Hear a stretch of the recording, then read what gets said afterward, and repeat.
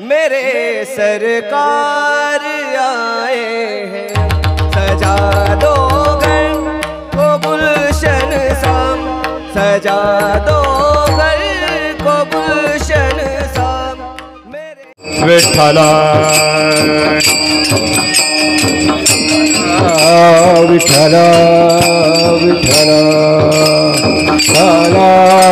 विठ्ठला विठ्ठला विठ्ठला आला विठ्ठला विठ्ठला विठ्ठला विठ्ठला विठ्ठला विठ्ठला विठ्ठला विठ्ठला विठ्ठला विठ्ठला विठ्ठला बोला पुंडलिक वरदारी विठ्ठल श्री ज्ञानदेव तुकाराम पंढरीनाथ भगवान की जय। माऊली ज्ञानेश्वर महाराज की जय। जगद्गुरु तुकाराम महाराज की जय। विठ्ठला विठ्ठला विठ्ठला विठ्ठला विठ्ठला विठ्ठला विठ्ठला विठ्ठला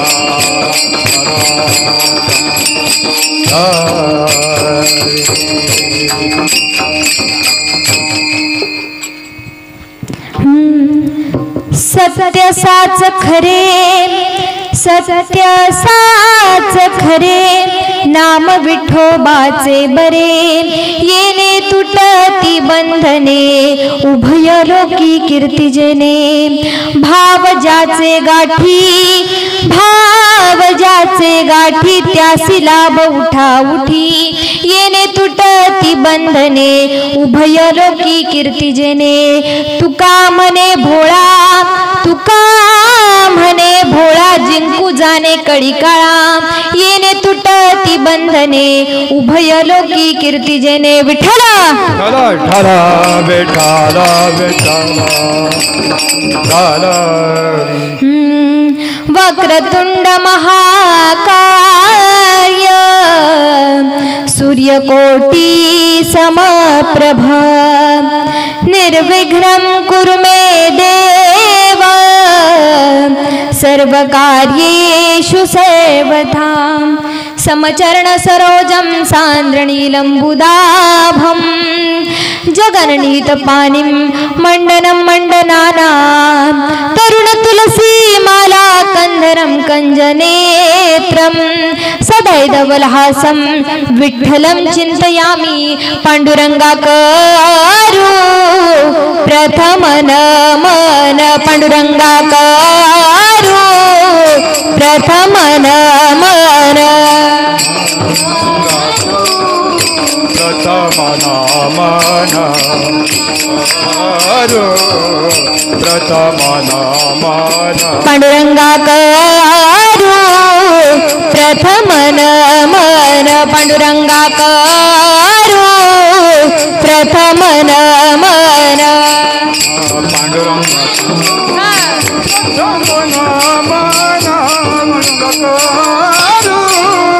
प्रथम नमन दुसरे चरण संतांचिया दुसरे चरण संतांचिया संतांचिया संतांचिया त्यांच्या कृपादाने कथेचा विस्तारू त्यांच्या कृपादाने कथेचा विस्तारू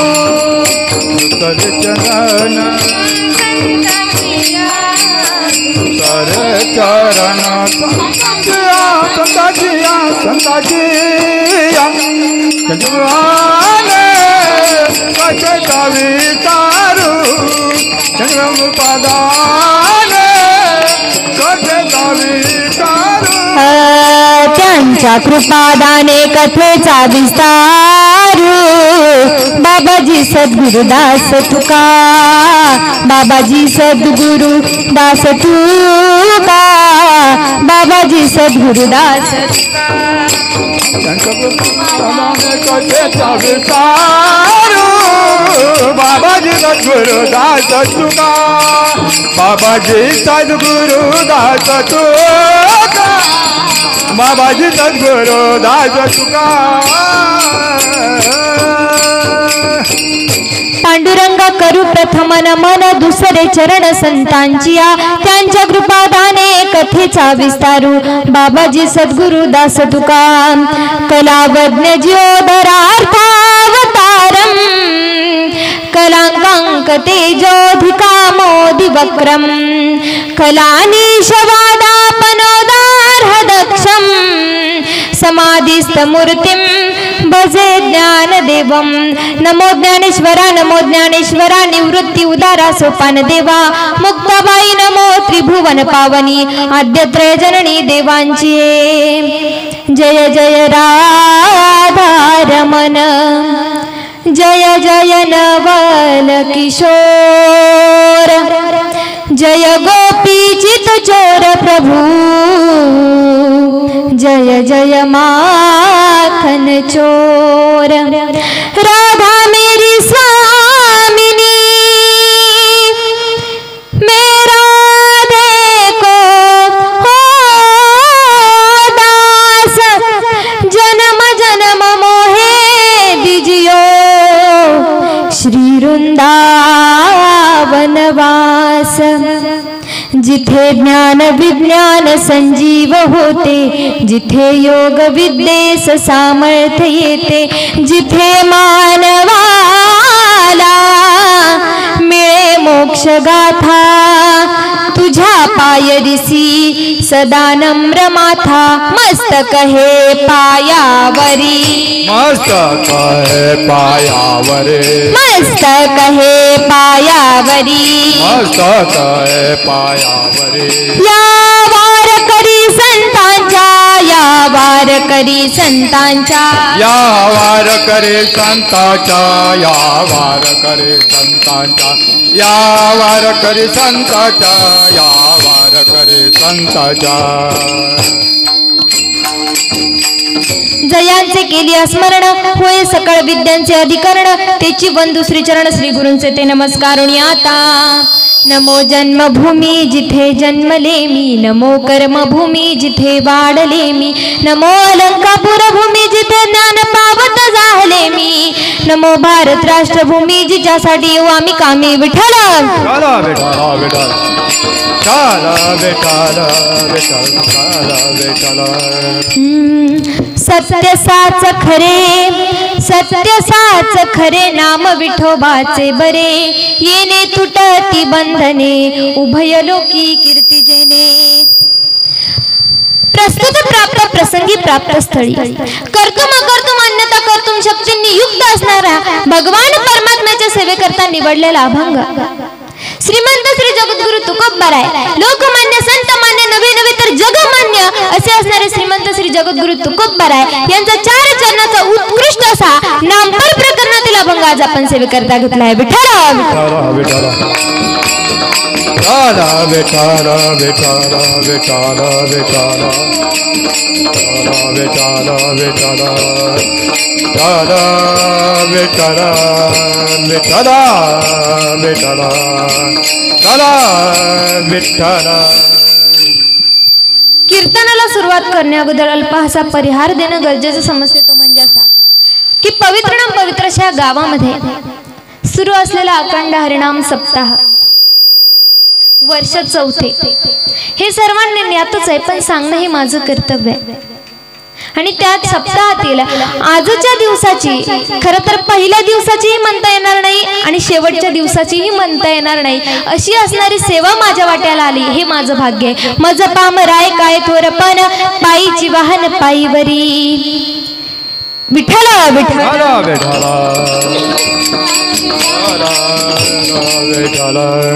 कीर्तनाला सुरुवात करण्याबद्दल तुम्ही सर्व या ठिकाणी आलात त्याबद्दल तुमचेही आभार मानते त्याचप्रमाणे सर्वात महत्त्वाची गोष्ट ती म्हणजे सांगायची झाली तर अशी की आज या ठिकाणी असं व्यक्तिमत्व उभं आहे असं व्यक्तिमत्व या ठिकाणी उपस्थित आहे की त्यांच्या समोर कीर्तन करण्याची खरं तर माझी एवढी पात्रता नाही पण ते या ठिकाणी आलेले आहेत ते आज या ठिकाणी उपस्थित आहेत अहो गेल्या 14 वर्षांपासून वारकरी संप्रदायामध्ये मृदुंगाची सेवा ते मनापासून आणि श्रद्धेने आणि भावपूर्ण करत आहेत इतकंच नाही फक्त भारतातच नाही तर इतर 16 देशांमध्ये जाऊन ते त्यांनी आपलं नाव हे प्रसिद्ध केलेलं आहे आणि एक प्रसिद्ध कलाकार म्हणून आज ते लोकप्रिय आहेत. इतकंच नाही तर झी टॉकीज फेम म्हणजे झी टॉकीजचे प्रमुख सल्लागार असे असणारे माझे मार्गदर्शक, माझे गुरुवर्य हरिभक्त परायण गंभीर महाराज अवचार हे ते या ठिकाणी उपस्थित आहेत. त्याबद्दल मी त्यांचे आभार मानते. त्याचप्रमाणे तुम्ही सर्व वेळात वेळ काढून या ठिकाणी उपस्थित आहात त्याबद्दल तुमचेही आभार मानते. कारण कीर्तनाला खूप वेळ झालेला आहे हे मला मान्य आहे, पण तरी देखील तुम्ही या ठिकाणी उपस्थित आहात त्याबद्दल तुमचे आभार.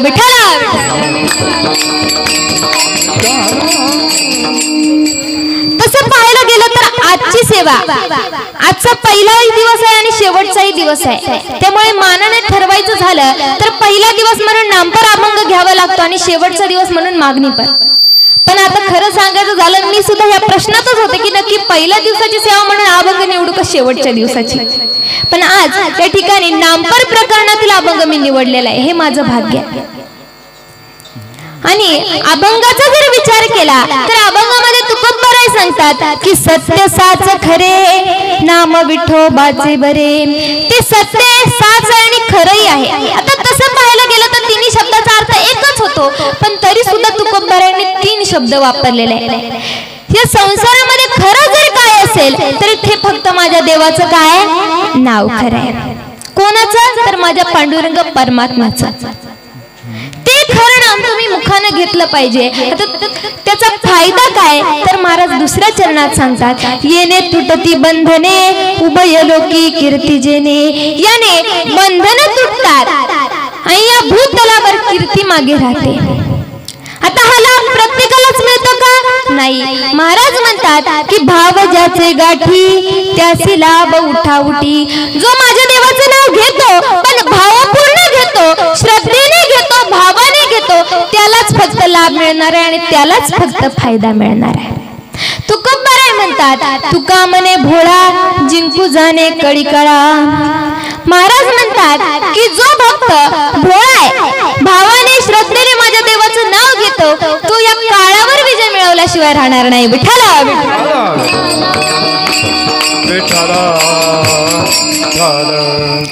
सत्य साच खरे नाम विठोबाचे बरे.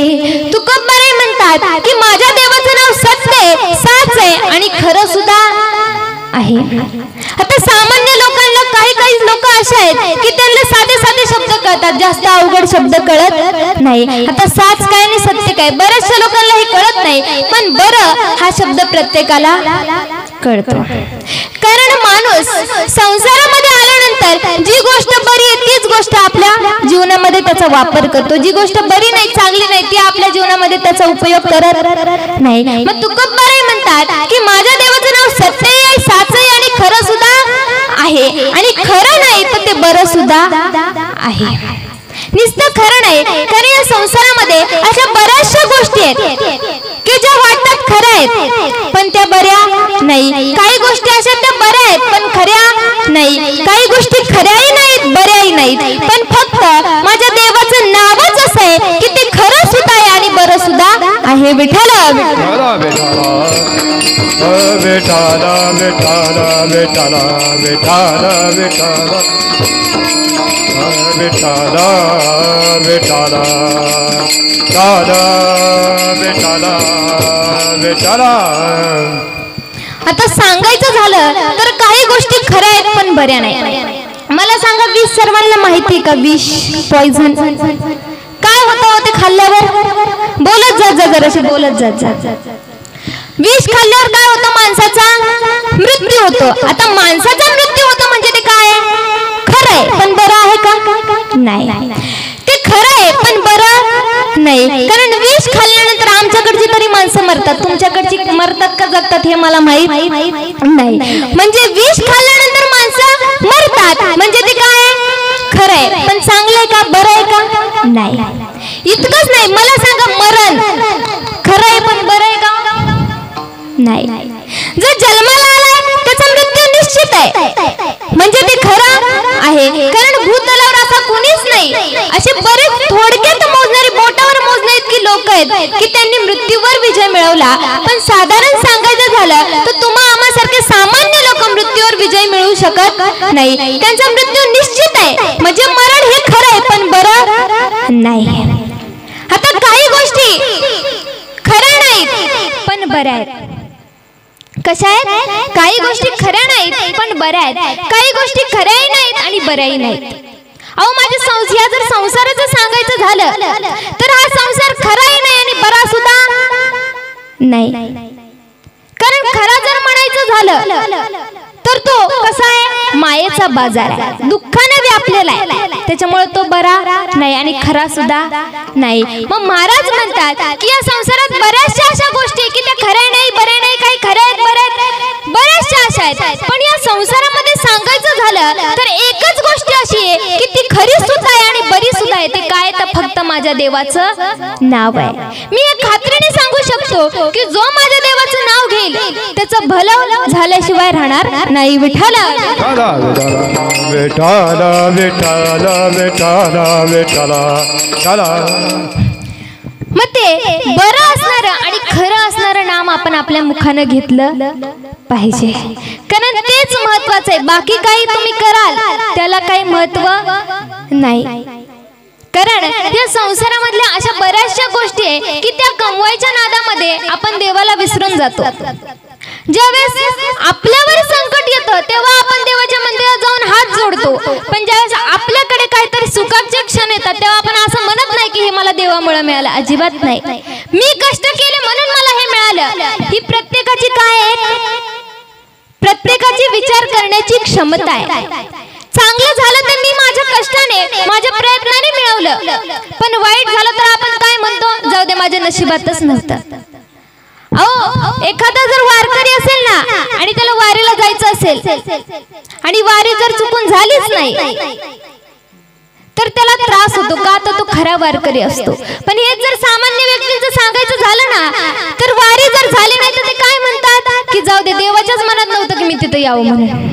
ही आपली मनस्थिती आहे, पण ही मनस्थिती बदलायला पाहिजे आणि आपण हे लक्षात घेतलं पाहिजे की ज्या सुखासाठी आपण एवढा प्रयत्न करतो ते खरं नाही आणि बरं सुद्धा नाही. संसारातलं सुख हे दिसायला बरं वाटतं, छान वाटतं, पण खरं सांगायचं झालं तर ते क्षणिक आहे, तात्पुरतं आहे, कायमचं नाही. म्हणजे आपल्याला कायमचं मिळणार नाही त्याच्या मागे धावण्यापेक्षा महाराज म्हणतात की तुम्ही माझ्या देवाचं नाव घ्या, कारण तेच खरे आणि तेच तुमच्यासाठी बरं सुद्धा आहे. महाराज म्हणतात की माझ्या देवाचं नाव घेण्याकरता तुम्ही 24 तास मंदिरातच जाऊन बसलं पाहिजे, अजिबात नाही. फक्त भावाने आणि श्रद्धेने जरी तुम्ही ज्या ठिकाणी आहात कामामध्ये काम काही म्हणा राम राम. आता तुम्ही म्हणाल इथं विषय चालला होता पांडुरंग परमात्म्याचा, मध्येच राम कसा आला? एक लक्षात घ्या, राम कृष्ण आणि हरी ही सगळं फक्त भगवंताची काय रूप आहेत. कारण पांडुरंगाष्टकामध्ये लिहिलेलं आहे विभुम वेणुनादम चरंतम दुरंतम स्वयं लीलया गोपवेशम ददानम गवामृंदकानंदनम चारुहासम परब्रह्मलिंगम भजे पांडुरंगम. तोच पांडुरंग परमात्मा आहे, तो श्री कृष्ण आहे आणि तो श्री राम आहे. विठ्ठल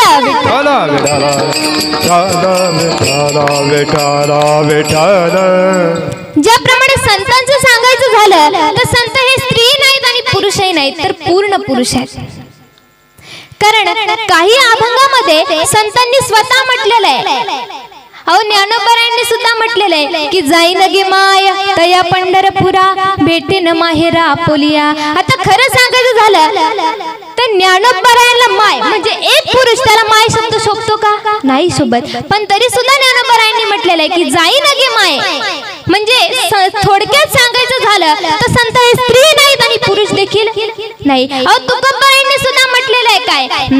लाडकिले कमी संताची हो, लाडकिले कमी संताची, कमी संताची हो, लाडकिले कमी संताची, हो लाडकिले कमी संताची हो, लाडकिले कमी संताची, लाडकिले कमी संतांची हो, लाडकिले कमी संतांची, मजवरी कृपा बहुतांची, मजवरी कृपा बहुतांची, मजवरी कृपा बहुतांची, मजवरी कृपा बहुतांची, लाडकिले कमी संताची हो लाडकिले कमी संताची लाडकिले कमी संताची किले कमी संतांची लाडकिले कमी संताची हो लाडकिले कमी संताची लाडकिले कमी संतांची हो लाडकिले कमी संतांची.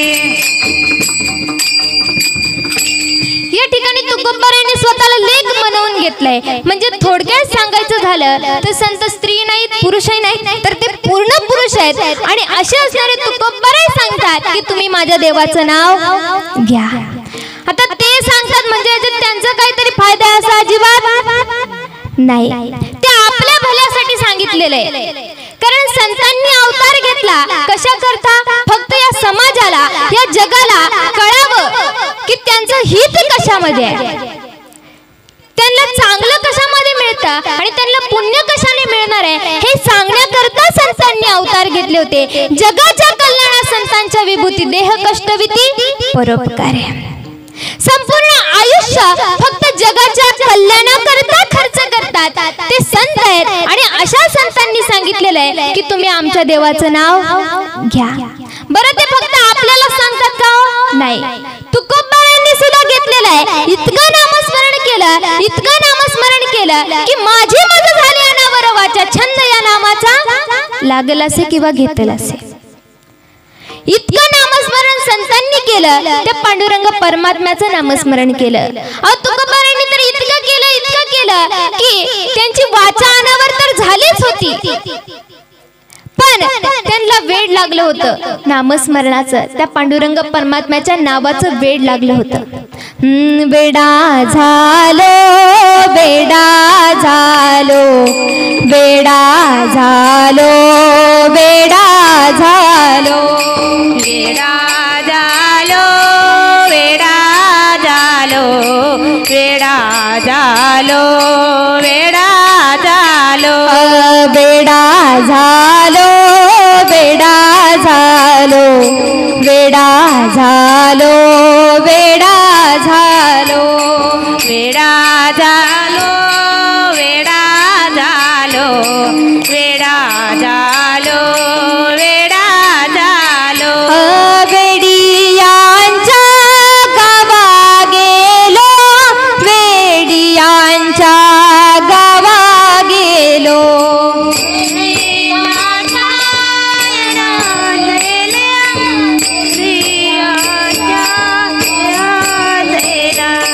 वेडियांच्या गावा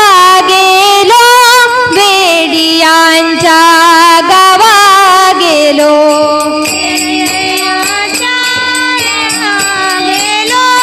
वेडियांच्या गावा गेलो वेडा झालो वेडा झालो वेडा झालो वेडा झालो वेडा झालो वेडा झालो वेडा झालो वेडा वेडा झालो वेडा झालो वेडा झालो वेडा झालो वेडा झालो वेडा झालो वेडा झालो वेडा झालो.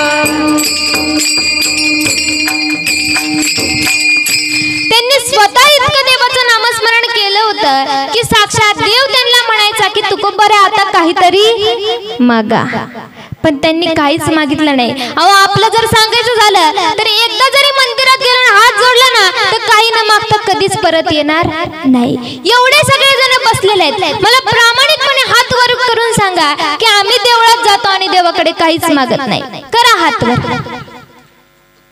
करूच शकत नाही कारण आपण तेवढी भक्ती देवाची करत नाही. आपण देवाचं नाव घेतो पण तात्पुरतं आणि कामापुरतं घेतो. ज्यावेळेस माणूस संकटात असतं तेव्हा देवाला बोलवतो, त्याशिवाय देवाची आठवण त्याला होत नाही. विठ्ठल विठ्ठल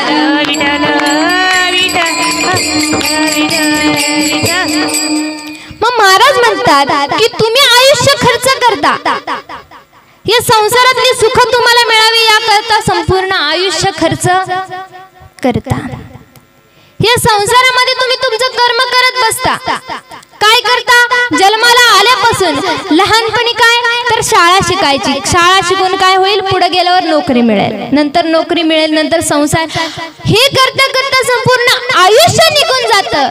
आणि ज्यावेळेस घरामध्ये सून येते, नातवंड होतात, तेव्हा आपल्याला असं वाटतं की चला आता सगळं झालं, आता देवाचं नाव घ्यायला काय हरकत नाही. मग एकदा का वय झालं, म्हातारा झाला का लगेच निघाला वारीला. पण एक लक्षात घ्या, मला सांगा, जर एखाद्या अंगणामध्ये जर एखादं फूल उमललेलं असेल तर ते उमललेलं फूल तुम्हाला आवडतं का ते गळून गेल्यानंतर खाली पडल्यावर तुम्ही घेता?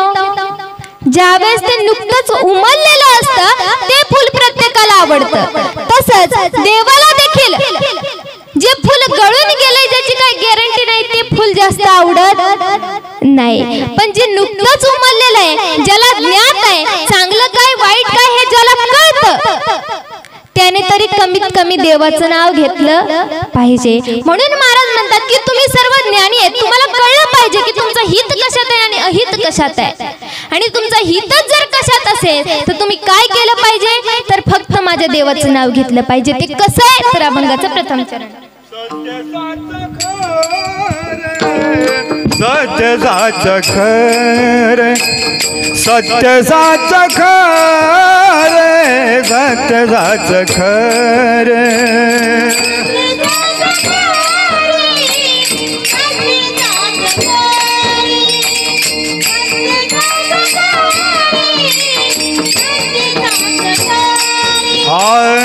सत्य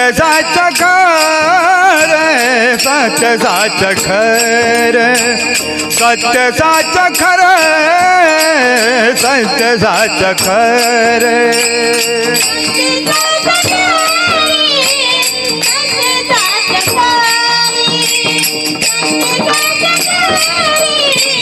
सत्य साच खर, नाम विठो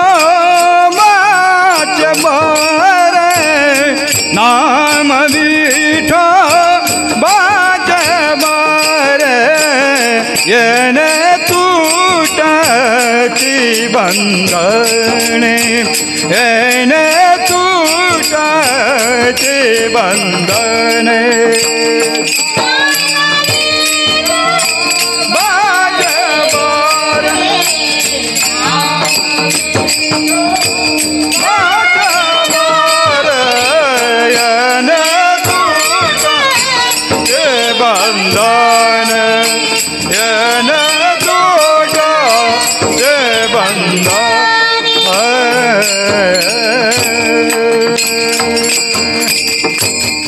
मग तुकोबाराय म्हणतात की माझ्या पांडुरंग परमात्म्याचं नाव खरं आहे आणि बरं सुद्धा आहे. मग हे जर आता तुम्हाला कळलंय तर तुम्ही ते घ्यायला काहीच हरकत नाही, कारण त्याच्यामध्ये तुमचाच फायदा आहे, माझा काहीच फायदा नाही. आता जी परिस्थिती सांगायचं झालं तर जिथं प्रॉफिट आहे तिथं माणसं जातात, जिथं प्रॉफिट नाही तिथं कुणी जात नाही. किती साध्यात साधी गोष्ट करायची म्हटली तरी माणूस पहिला विचार काय करतो की मी हे काम केल्यानंतर याच्यात मला फायदा काय. तसंच परमार्थामध्ये देखील लोक हाच विचार करतात की तुम्ही म्हणता देवाचं नाव घ्या, देवाचं नाव घ्या, पण देवाचं नाव घेतल्यानंतर आम्हाला काही स्वर्ग मिळणार आहे का. ही आपली सामान्य लोकांची विचार करण्याची क्षमता आहे की जेणेकरून जर मी आता देवाचं नाव घेतलं तर मला मेल्यानंतर स्वर्ग मिळणार आहे का. पण मी तुम्हाला सांगते, आता तुम्ही देवाचं नाव घेतलं, तुम्हाला मेल्यानंतर स्वर्ग मिळेल याची खात्री मी देऊ शकत नाही. पण आता जर तुम्ही देवाचं नाव घेतलं तर स्वर्गामध्ये सुद्धा जो आनंद नाही तो तुम्हाला आता मिळाल्याशिवाय राहणार नाही, ही खात्री मी तुम्हाला देऊ शकते. इतकी ताकद नामस्मरणामध्ये, त्या परमात्म्याच्या नावामध्ये ताकद आहे. आणि ते नाव आपण आपल्या मुखाने घेतलं पाहिजे, पांडुरंग परमात्म्याचं. अहो त्याचं नुसतं नावच सुंदर नाही तर रूप सुद्धा इतकं सुंदर आहे की ते रूप पाहिल्यानंतर डोळे सुद्धा मिटावेसे वाटत नाही. अहो वारकरी जर वारीला गेला आणि त्या पांडुरंग परमात्म्याच्या समोर जर उभा राहिला तर ते राजसा कुमार मदनाचा पुत्र रवी शशिकळा लोपलिया, ते इतकं सुंदर रूप जर डोळ्याने पाहिलं तर तिथून पुढे सरकायची सुद्धा इच्छा होत नाही. कोणाची? भक्ताची. इतकी ताकद त्या रूपामध्ये आहे. विठ्ठल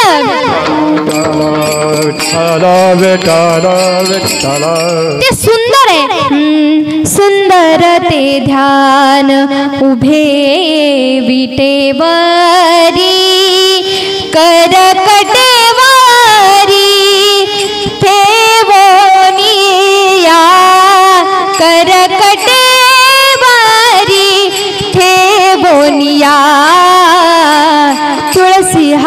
गळा कासे पितांबर तुळसी हार गळा. इतकं सुंदर आहे की ते पाहिल्यानंतर डोळे सुद्धा मिटायची इच्छा होत नाही. मग महाराज म्हणतात की ज्याचं रूपच इतकं सुंदर आहे त्याचं नाव सुद्धा तितकंच गोड आहे आणि तितकंच चांगलं सुद्धा आहे. आणि ते नाव तुम्ही तुमच्या मुखानं घेतलं पाहिजे.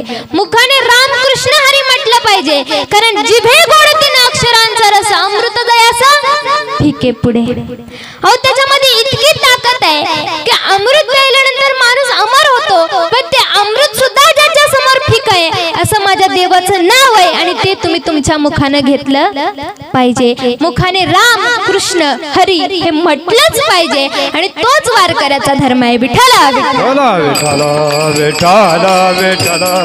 अहो राम सुद्धा म्हटलं. कुणी म्हटलं? माझ्या शबरी मातेने म्हटलं. अहो माझ्या शबरी मातेने ज्यावेळेस ती मातंग ऋषींच्या आश्रमामध्ये राहत होती त्यावेळेस तिच्या गुरूंनी तिला सांगितलं की शबरी मी गेल्यानंतर इथे तुला प्रभू राम श्रीचंद्र भेटायला येणार आहे. एवढंच वाक्य मनामध्ये धरलं आणि प्रभू रामचंद्रांची वाट पाहू लागली. त्यांची भक्ती करू लागली. त्यांचे नाव घेऊ लागली. अहो सकाळी लवकर उठायची. सडा टाकायची का?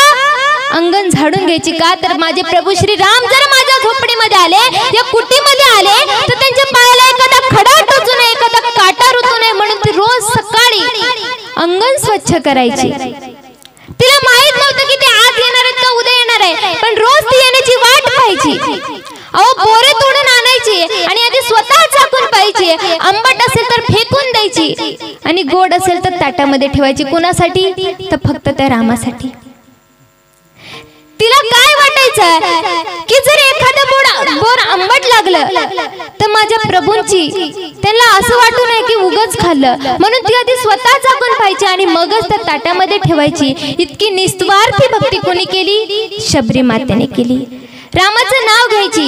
इतकंच म्हणायची जब मेरे राम जी का वन होगा शबरी के कुटियों का पावन होगा.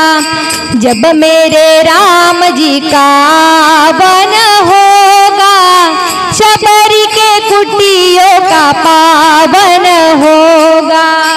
जब मेरे राम जी का आवन होगा शबरी की कुटिया का पावन होगा. जब मेरे राम जी का आवन होगा शबरी की कुटिया का पावन होगा. आएंगे प्रभु राम जी तो आसन पे बिठाऊंगी मीठे मीठे बेर अपने हाथों से खिलाऊंगी. आएंगे प्रभु राम जी तो आसन पे बिठाऊंगी मीठे मीठे बेर अपने हाथों से खिलाऊंगी. साथ साथ लखन जी का दर्शन होगा मेरे प्यारे नयनों का वन होगा. जब मेरे राम जी का वन होगा शबरी के कुटियों का पावन होगा. जब मेरे राम जी का आवन होगा शबरी की कुटिया का पावन होगा. जब मेरे राम जी का आवन होगा शबरी की कुटिया का पावन होगा. राम म्हटलं कुणी तर शबरी मातेने म्हटलं. इतकी निस्वार्थी भक्ती केली. इतकं निस्वार्थपणे देवाचं नाव घेतलं. तेच आपल्याला करायचं आहे. विठ्ठला विठ्ठला विठ्ठला विठ्ठला विठ्ठला विठ्ठला विठ्ठला विठ्ठला विठ्ठला विठ्ठला विठ्ठला विठ्ठला विठ्ठला विठ्ठला. मग आपल्याला सुद्धा वेळात वेळ काढून देवाचं नाव घ्यायचंय. कारण तसं पाहायला गेलं तर आजच्या या कलियुगामध्ये रिकामा असं कुणीच नाही. कारण पोटासाठी प्रत्येकाला कष्ट करावेच लागतात. त्याशिवाय माणसाचं पोट भरणं शक्य नाही. मग आपल्याला पोट तर भरायचंच आहे, कष्ट तर करायचेच आहेत, काम तर करायचंच आहे. पण ते काम करत असताना मुखाने आपल्याला काय करायचंय? फक्त देवाचं नाव घ्यायचंय. असं मी म्हणणार नाही की तुम्ही उद्यापासून सगळे काम धंदे सोडून द्या फक्त माझ्या देवाचंच नाव घ्या, असं मी अजिबात म्हणणार नाही. कारण संतांनी सुद्धा देवाचं नाव घेतलं, भक्ती केली, पण संसार सुद्धा तितकाच चांगला केला. आपली काय चुकी होते? आपण काय करतो? संसार मनापासून करण्याचा प्रयत्न करतो आणि परमार्थ देवावर सोडून देतो. पण संतांनी तसं केलं नाही. संतांनी परमार्थ स्वतः केला आणि संसार देवावर सोडून दिला. त्याचा परिणाम असा झाला की देवाने संतांचा संसार चांगल्या प्रकारे पार पाडला. आपल्याला सुद्धा तेच करायचंय, परमार्थ करायचा आहे, संसार देवावर सोडवून द्यायचा आहे. पण आपण तसं करत नाही. संसार करण्याचा इतका चांगला प्रयत्न करतो, पण किती प्रयत्न केला तरी कुणाचा संसार चांगला होत नाही. प्रत्येकाला चिंता आहे, प्रत्येकाला त्रास आहे, प्रत्येकाला काही ना काहीतरी दुःख आहे. दुःख नाही असं या संसारामध्ये कुणीच नाही. किती मोठा श्रीमंत व्यक्ती असू द्या, पण त्याला सुद्धा रात्रीची झोप लागत नाही. बरेचसे असे श्रीमंत आहे की ते झोपताना झोपेच्या गोळ्या खाऊन मग झोपतात. मग इतकी वाईट परिस्थिती तर आपली नाही. देवाने आपल्याला दिलंय त्याचा वापर करून देवाचं नाव घ्यायचंय, कारण तेच आपल्या बरोबर येणार आहे. विठ्ठल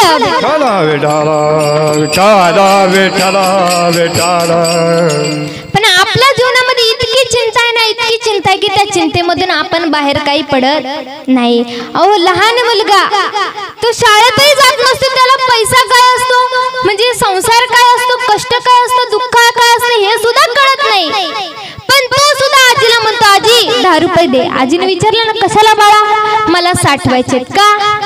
मला साठवायचे. मग एवढूसा मुलगा जर पैसे साठवायचा विचार करत असेल तर तुम्ही आम्ही करतो यात काही नवल नाही. लहान मुलगा असू द्या, पण त्याला सुद्धा पैसा कळतो, त्याला सुद्धा पैसा पाहिजे. पैसा तर कमवायचा आहे, पण कामापुरता कमवायचा आहे. इतकं कमवायचं नाही की आपल्या पुढच्या पिढ्या बसून खातील, इतका पैसा कमवायचा नाही, कारण त्यांना सुद्धा कदर राहिली पाहिजे. लहानपणापासून माणूस प्रयत्न करत असतो. लहानपणी शाळेत जातो, शिकत असतो. का? तर पुढे गेल्यानंतर मला नोकरी चांगली मिळेल. का? तर माझं आयुष्य चांगलं होईल. पुढे गेल्यानंतर नोकरीची चिंता. एकदा का नोकरी मिळाली का पुढे कसली चिंता?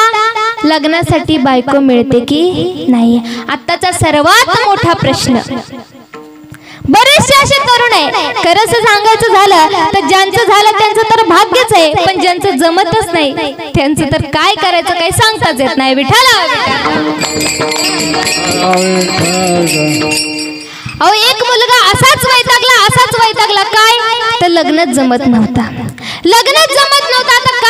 आता काय करायचं? आणि असाच विचार करत चाललेला असताना त्याने चौकामध्ये बॅनर पाहिला. बॅनरवर लिहिलं होतं की तुम्हाला जशी पाहिजे, तुम्हाला जशी आवडेल, तुम्हाला पाहिजे तशी तुमच्या आवडीची बायको मिळेल. इतका आनंद झाला की आनंदाने नाचूच लागला. त्या बॅनरच्या भोवती त्या चौकातच नाचायला लागला. पत्ता बित्ता लिहून घेतला, त्या बॅनरचा फोटो वगैरे काढून घेतला आणि घरी गेला. मला सांगा, मुलगी पाहायला जाताना किती तयारी करून जातो मुलगा?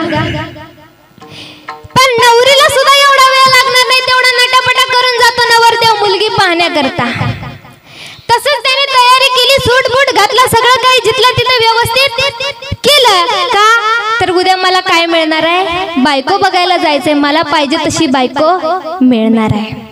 सुंदर अशी तयारी केली, सूट बूट घातला, परफ्यूम वगैरे सगळं जिथलं तिथं, आणि त्या पत्त्यावर तो पोहोचला. आपण रस्ता चुकलो का नाही, परत आजूबाजूला पाहायला लागला तर तो बॅनर त्याला परत दिसला. जरा जीवात अंगामध्ये जरा मनात धीर आला की चला आपण बरोबर ठिकाणी आलेलो आहोत. त्याने परत तो बॅनर पाहिला, नीट परत एकदा वाचला आणि परत त्याने दरवाजा असा ढकलला आणि तो ओपन झाला. मोठा हॉल होता आणि हॉलमध्ये 2 दरवाजे होते. एकीकडे लिहिलं होतं काळी आणि दुसरीकडे लिहिलं होतं काय? लिहिलं होतं गोरी. त्याने कुठला दरवाजा उघडला असेल? महिला मंडळ, बोला कुठला दरवाजा निवडला असेल? गोरी. गोरीचा दरवाजा उघडला आणि परत आतमध्ये गेला. परत आतमध्ये गेल्यानंतर पुन्हा 2 दरवाजे होते. एका दरवाजावर लिहिलं होतं सुंदर स्वयंपाक करता येणारी आणि दुसऱ्या दरवाजावर लिहिलं होतं सुंदर स्वयंपाक न करता येणारी. कुठला दरवाजा उघडला असेल? सुंदर स्वयंपाक करता येणारी. तो दरवाजा उघडला आणि परत आतमध्ये गेला. पुन्हा 2 दरवाजे होते. एका दरवाजावर लिहिलं होतं श्रीमंत आणि दुसऱ्या दरवाजावर लिहिलं होतं गरीब. कुठला दरवाजा उघडला असेल? तुम्हाला कसं कळलं? श्रीमंताचा दरवाजा उघडला आणि पुन्हा आतमध्ये गेला. असे बरेचसे दरवाजे त्याने पार केले आणि सगळे चांगली निवड केली. म्हणजे दोन्हींपैकी जे काही चांगलं आहे त्याची त्याने निवड केली. असे बरेचसे दरवाजे पार केले आणि सर्वात शेवटचा दरवाजा उघडला आणि तो दरवाजा उघडल्यानंतर मोठा आरसा होता. याने तो आरसा पाहिला आणि आरसा पाहिल्यानंतर खाली एक चिठ्ठी लिहिलेली होती. त्याने ती चिठ्ठी हातामध्ये घेतली आणि वाचली. तर त्या चिठ्ठीवर असं लिहिलं होतं आधी स्वतःला पूर्णपणे आरशामध्ये पहा. एवढ्या अपेक्षा तुम्ही ठेवताय मग तेवढी पात्रता तुमची आहे का हे आधी तपासा. विठ्ठल. आता हा प्रसंग सांगण्याचा मुद्दा एवढाच आहे की आपण सुद्धा देवाचं नाव घेतो पण आपण सुद्धा अपेक्षा एवढ्या मोठ्या करतो की तेवढी पात्रता आपली नसते. आपण देवाचं नाव घेत नाही असा विषय नाही, घेतो पण आपल्या अपेक्षाच एवढ्या मोठ्या असतात की तेवढी आपली पात्रता नसते. महाराज म्हणतात की तुम्ही देवाचं नामस्मरण करा, देवाची भक्ती करा पण निस्वार्थपणे भावाने आणि श्रद्धेने भक्ती करा तरच तुम्हाला फायदा आहे. विठ्ठल विठ्ठल. म्हणून देवाचं नाव घ्यायचं. आता देवाचं नाव घेतल्यानंतर तुम्हाला काय फायदा होणार आहे? अभंगाचं 2रं चरण. जेने तुटती बंधने, जेने तुटती बंधने, हो जेने तुटती बंधने, जेने तुटती बंधने, हो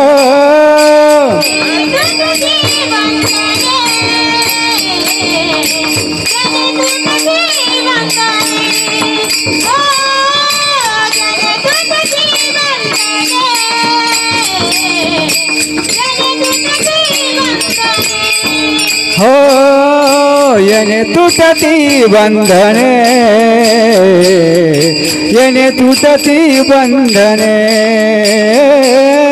येने तुटती बंधने, येने तुटती बंधने,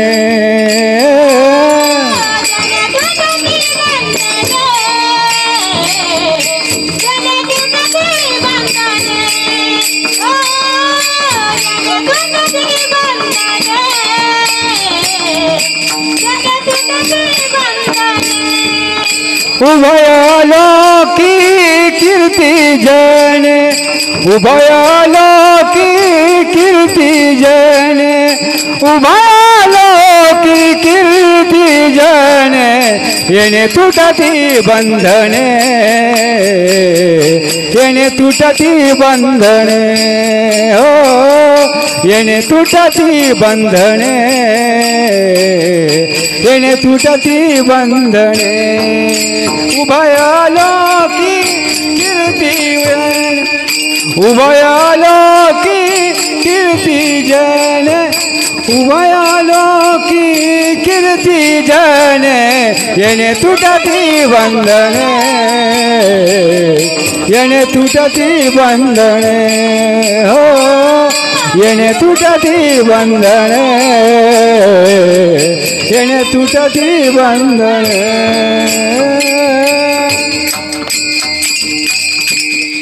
आता देवाचं नाव घेतल्यानंतर काय होणार आहे?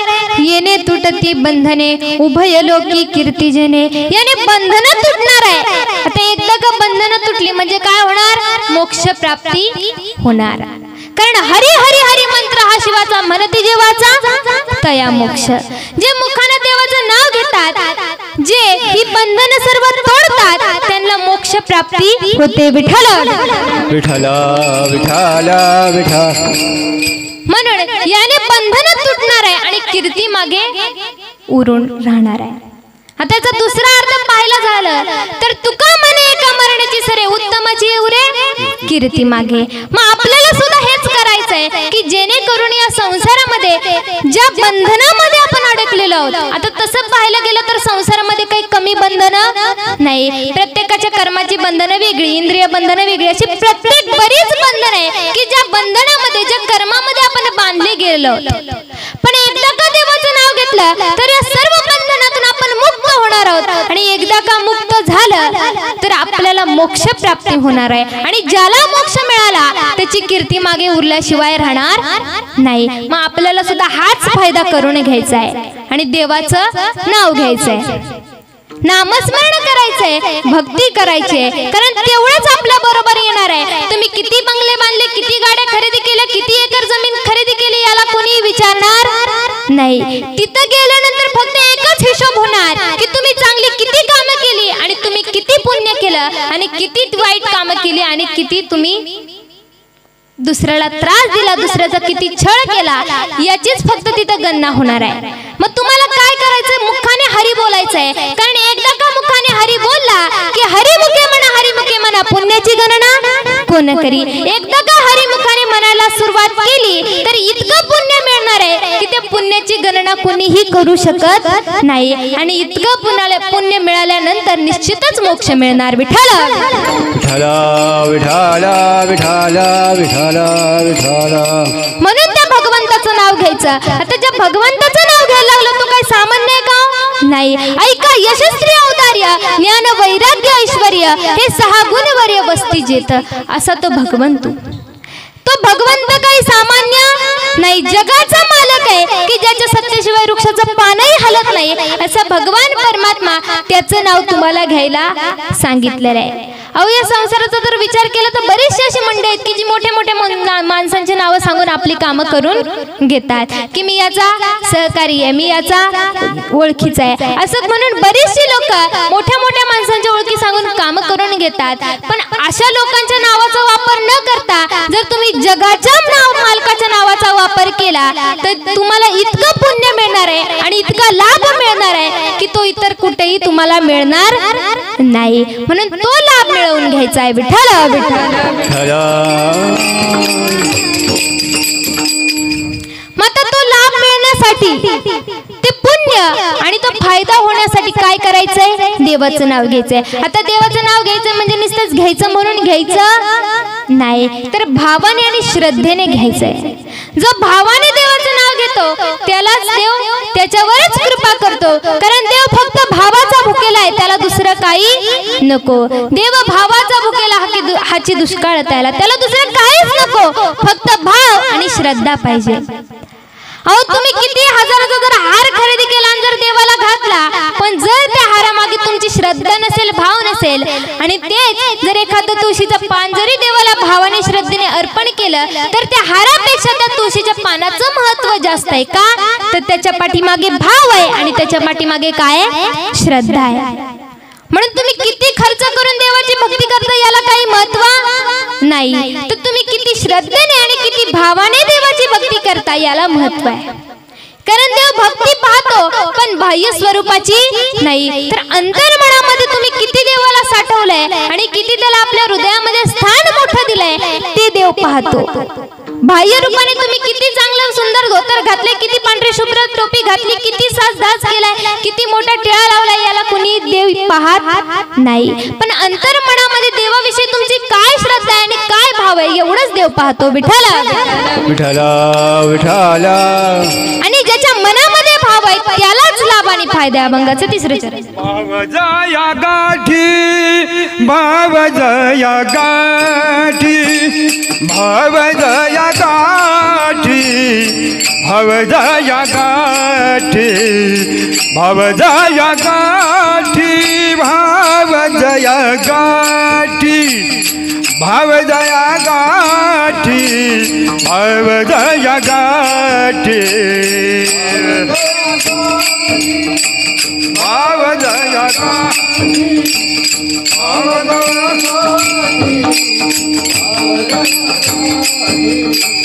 भाव जया गाठी, भाव जया गाठी, भाव जया गाठी, गाठी भाव जय गाठी भाव जय गाठी भाव जय गाठी भाव जय गाठी भाव जय गाठी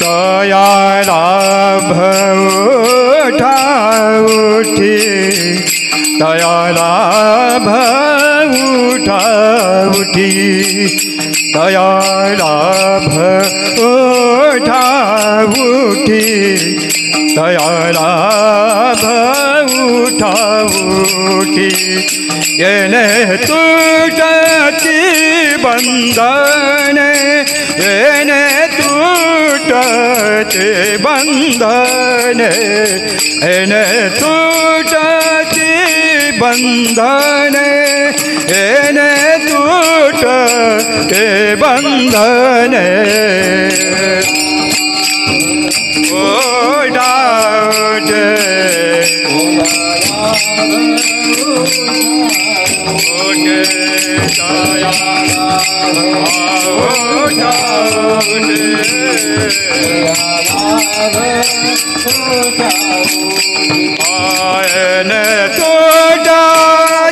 बंधन एन टूटते बंधन एन टूटते बंधन एन टूटते बंधन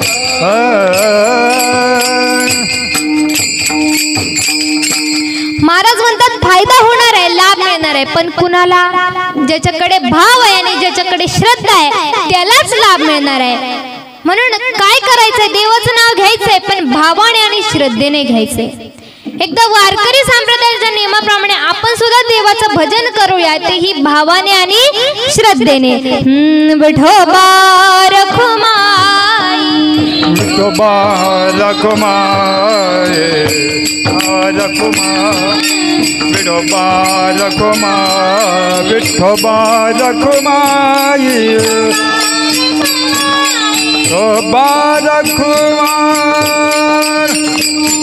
विठोबा रखुमाई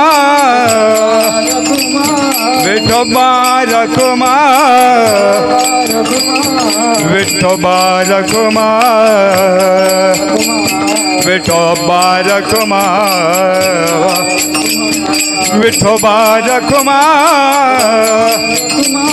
विठोबा रखुमाई विठोबा रखुमाई विठोबा रखुमाई विठोबा रखुमाई विठोबा रखुमाई पुंडलिक वरदा हरि विठ्ठल श्री ज्ञानदेव श्री पंढरीनाथ भगवान माऊली ज्ञानेश्वर महाराज जगद्गुरु संत तुकाराम महाराज विठोबा रखुमाई विठोबा रखुमाई विठोबा रखुमाई हरे. कीर्तन सुरू झाल्यापासून पाहते टाळकरी टाळ वाजवतायत, गायनाचार्य गायन करतायत, मृदुंगाचार्य मृदुंग वाजवतायत. मी कीर्तन करते पण तुम्ही बसलेले मात्र टाळ्या सुद्धा वाजवत नाही. एकदा सगळ्यांनी हात वर करायचे आणि ज्याला हात असतील त्यांनीच वर करा, ज्यांना नसतील त्यांना माझी काही जबरदस्ती नाही. आणि जे हात वर करणार नाही त्याच्या घरी जाऊन हात दुखल्याशिवाय राहणार नाही. महिला मंडळ हात वर करायचंय. हेच जर भावाचं लग्न असतं तर किती वर हात करून नाचले असते हो? खरं सांगा बरं. खरं तितकेच भाव तितकेच एनर्जीने आपल्याला देवाचं नाव घ्यायचंय, कारण तेच आपल्या बरोबर आहे. इकडे मागे हात वर करायचंय आणि सगळ्यांनी देवाचं नाव घ्यायचंय. श्रीराम राम जय जय राम श्रीराम राम जय जय राम श्रीराम राम जय भजन करायचंय. भजन इकडे हात वर करायचंय. राम जय जय राम राम श्री राम राम जय जय राम श्री राम राम जय जय राम श्री राम राम जय जय राम श्री राम राम जय जय राम श्री राम राम जय जय राम श्री राम राम जय जय राम श्री राम राम जय जय राम श्री राम राम जय जय राम श्री राम राम जय जय राम श्री राम राम जय जय राम श्री राम राम जय जय राम श्री राम राम जय जय राम श्री राम राम जय जय राम श्री राम राम जय जय राम अयोध्यापुरी के राजा राम वृंदावन के राधे श्याम अयोध्यापुरी के राजा राम वृंदावन के राधे श्याम श्री राम राम जय जय राम श्री राम राम जय जय राम श्री राम राम जय जय राम श्री राम राम जय जय राम श्री राम राम जय जय राम श्री राम राम जय जय राम श्री राम राम जय जय राम श्री राम राम जय जय राम घ्या हात खाली मनावर ठेवलेच नाही तर कुठून खाली घेणार विठ्ठला विठ्ठल विठ्ठल विठ्ठल विठ्ठल म्हणून आपल्याला सुद्धा भावाने आणि श्रद्धेने देवाचं नाव घ्यायचंय त्यालाच फायदा मिळणार आहे आणि त्यालाच लाभ सुद्धा मिळणार आहे पण तुकोबराय म्हणतात की असा जो भक्त आहे असा जो भोळा भक्त आहे तो काळावर सुद्धा विजय मिळवतो अभंगाचं शेवटचं चरण तुका मने भोळा तुका मने भोळा तुका मने भोळा तुका मने भोळा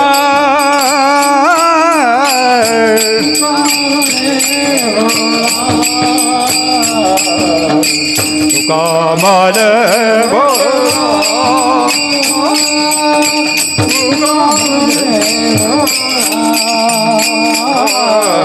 तुका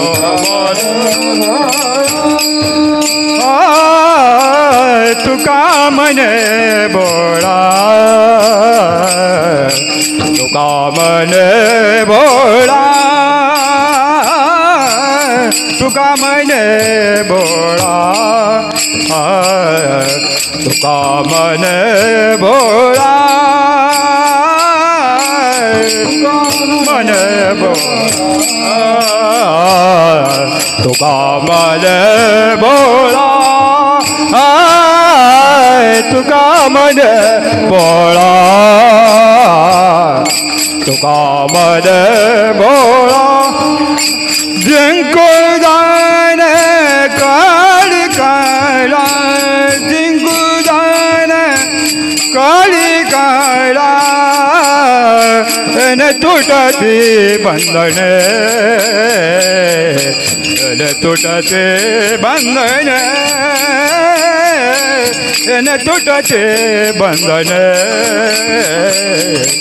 न तुटते बंधने जिंकुदान काळी काळा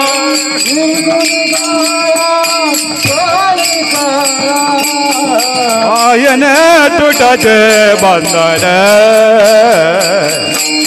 तुटते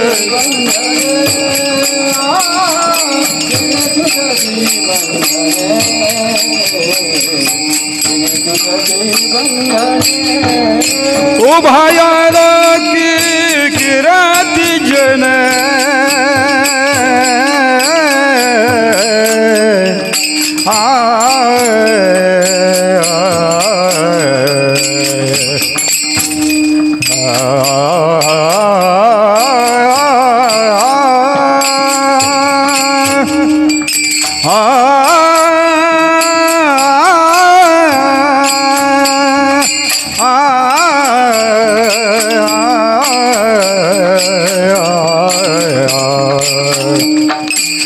उभायालोकी चिरती जैन उभायालोकी चिरती जैन यने तुटते बंधन यने तुटते बंधन यने तुटते बंधन यने तुटते बंधन माया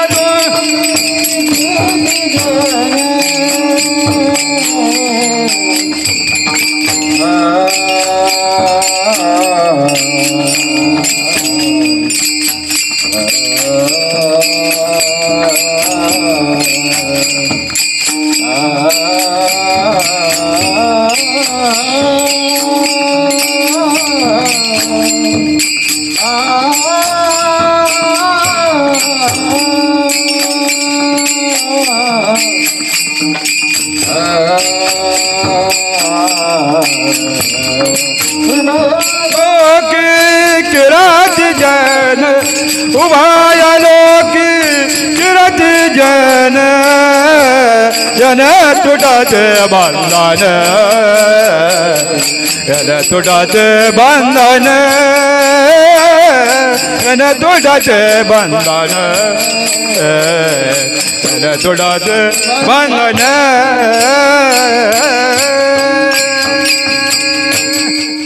मग महाराज म्हणतात की असा जो भक्त आहे जो भोळा आहे. आता भोळा म्हटलं तर आपल्याला कोण आठवतं? भगवान श्री शंकर. पण तुकोबाराय म्हणतात इथं श्री शंकर नाही तर तुका मरे भोळा जिंकू जाणे कळी काळा. जो भोळी देवाची भक्ती करतो जो देवाचं श्रद्धेने नाव घेतो तो काळावर देखील विजय मिळवतो. विठ्ठला जाता जाता एवढं सांगून जाईल की आई वडिलांची सेवा करा, त्यांना वृद्धाश्रमामध्ये न टाकता त्यांची सेवा करा.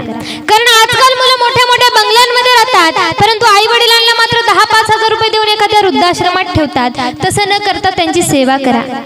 कारण आई कोण आहे? आई उन्हाची सावली, आई सुखाचे नगर, निळ्या आकाशाई वढा तिचा मायेचा पदर. जितकी सेवा तुम्ही आईची करताना तितकीच वडिलांचीही करा. कारण जीवनामध्ये तुम्ही जितकं स्थान आईला देताना तितकंच वडिलांनाही द्या. कारण आई जितकी महत्वाची आहे तितकेच महत्वाचे वडील देखील आहे. डोळे झाकून जी प्रेम करते तिला प्रियसी म्हणतात. डोळे उघडे ठेवून जी प्रेम करते तिला मैत्रीण म्हणतात. डोळे मोठे करून जी प्रेम करते तिला बायको म्हणतात. डोळे मिटेस्तो पर्यंत जी प्रेम करते तिला आई म्हणतात. पण डोळ्यामध्ये कधीही न दाखवता जो प्रेम करतो त्यालाच बाप म्हणतात.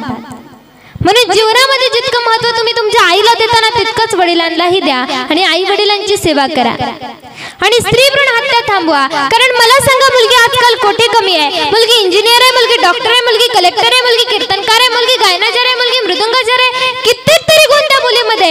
मग का तुम्ही त्या मुलीची हत्या करता आणि का तिला जन्माला यायच्या आधीच मारून टाकता? तसं न करता स्त्री भ्रूण हत्या थांबवा. कारण ती मुलगी सांगत असते की नको मारू आई मला जन्म घेऊ दे, तू जसे पाहिले जग तसे मला देखील पाहू दे, नको मारू आई मला जन्म घेऊ दे. ती मुलगी आईला सांगत असते की तू मुलगी, तू कन्या, तू एक स्त्रीच आहे. काल जिथे तू होती आज तिथे मी आहे. रक्षाबंधनला राखी बांधायला निदान मला येऊ दे, नको मारू आई मला जन्म घेऊ दे. म्हणून स्त्री भ्रूण हत्या थांबवा आणि स्त्रियांचा आदर करा, त्यांचा सन्मान करा जसा माझ्या छत्रपती शिवाजी महाराजांनी केला. स्त्रियांचा सन्मान करे स्त्रियांचा राखी मान, स्त्रियांचा सन्मान करे स्त्रियांचा राखी मान. जिजामाऊलीने जन्म दिला आम्हा सर्व स्त्रियांना त्या शुभाचा अभिमान, त्या शुभाचा अभिमान. अहो स्वतःच्या राज्यातल्या स्त्रियांचा आदर केला, त्यांचा सन्मान केला तर केला, पण दुश्मनाची सून तिला देखील सन्मानाने तिच्या घरी पाठवलं. हे फक्त एक शिवाजी महाराजच करू शकतात. त्यांच्यासारखा आदर सन्मान करा. त्यांच्यासारखा एकच राजा होऊन गेला, दुसरा कुठला राजा त्यांच्यासारखा झाला नाही आणि होणार सुद्धा नाही. एकच राजा इथे जन्मला शिवनेरी किल्ल्यावर, एकच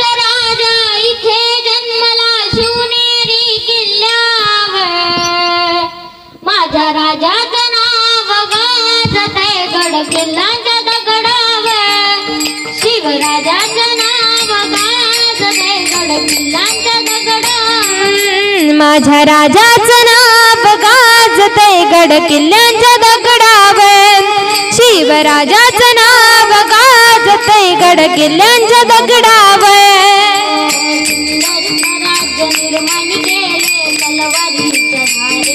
हो तलवारीच्या धारेवर तलवारीच्या धारेवर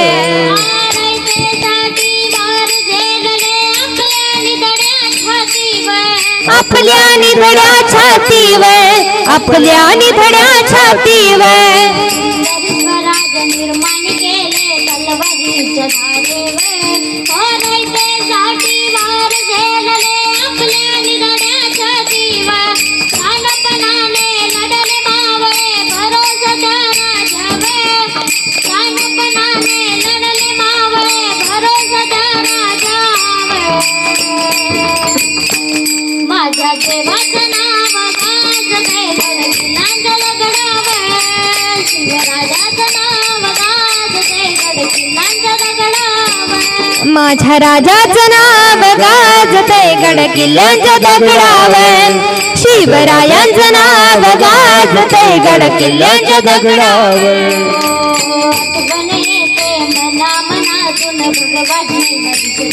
हो भगवा झेंडा दिसल्यावर भगवा झेंडा दिसल्यावर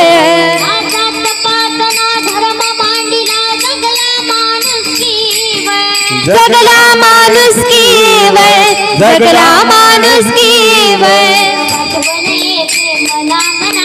भगवा झेंडा दिसल्यावर आजात पातना धर्म मांडीला जगला माणुसकीवर पुन्हा जन्म घ्यायचे इच्छा शिवभक्तांच्या हृदयातून पुन्हा जन्म घ्यायचे इच्छा शिवभक्तांच्या हृदयातून माझ्या राजाचं नाव गाजतंय गड किल्ल्यांच्या दगडावर शिवराजाचं नाव गाजतंय गड किल्ल्यांच्या दगडावर माझ्या राजाचं नाव गाजतंय गड किल्ल्यांच्या दगडावर शिवरायांचं नाव गाजतंय गड किल्ल्यांच्या दगडावर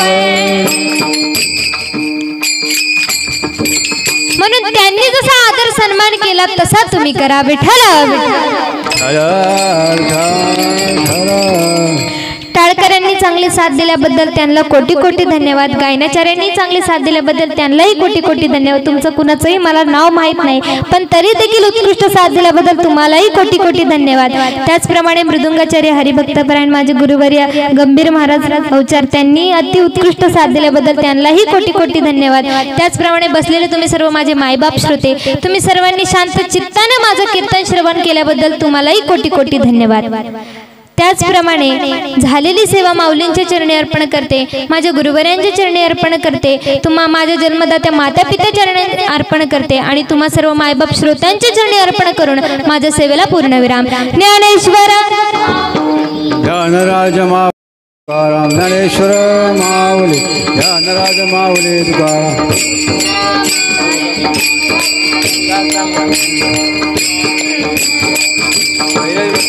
जय जय विठ्ठल